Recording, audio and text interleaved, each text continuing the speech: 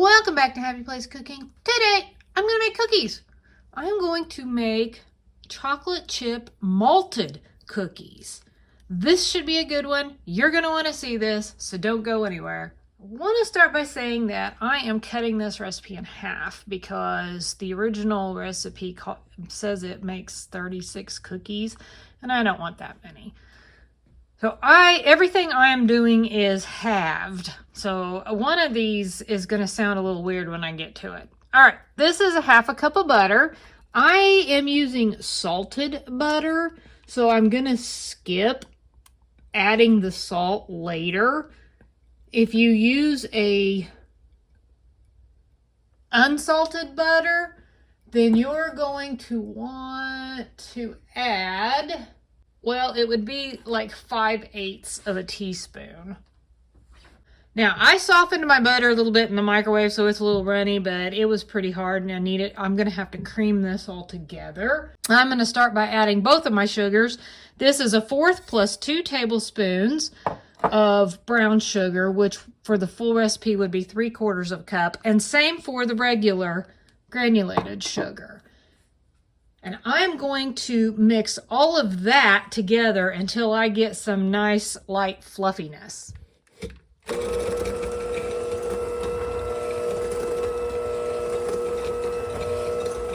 I'm going to add in 1 egg, and I'm going to mix that all up. Now I'm going to drop in a teaspoon of vanilla and mix that together. Now I am adding 1/4 plus, and I'm just going to say plus. It's a rounded 1/4 cup. The original recipe calls for a half rounded cup of malted milk powder. And if you're wondering, usually you can get this in the same area where you would find a chocolate milk mix, that kind of stuff. I am just using a vanilla one. They used to make it in chocolate, so if you wanted a chocolate malted milk powder, you could use that. Now I'm going to add baking soda, and this is 5/8, so 1/2 teaspoon plus 1/8 teaspoon. And I have 1 cup of all-purpose flour, and I'm going to gently mix that together. And now I'm going to add about 1/2 bag of milk chocolate chips. And I'm just going to try to mix those in. This is a pretty thick batter. So I'm just going to kind of fold these in. This recipe says to drop the cookies onto your baking pan. This is really thick, so I am going to go ahead and kind of just do some balls and maybe flatten them just a tiny smidge.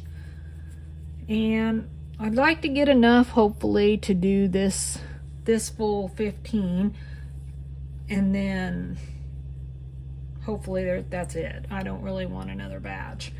I've got my oven preheating to 375, and these are going to go in the oven for around 10 to 12 minutes.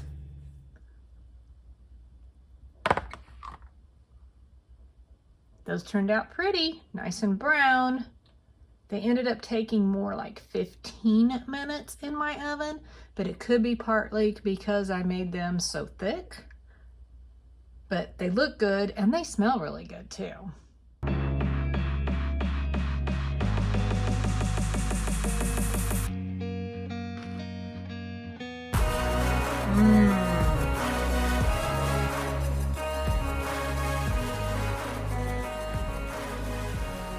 Thanks so much for watching. Happy eating.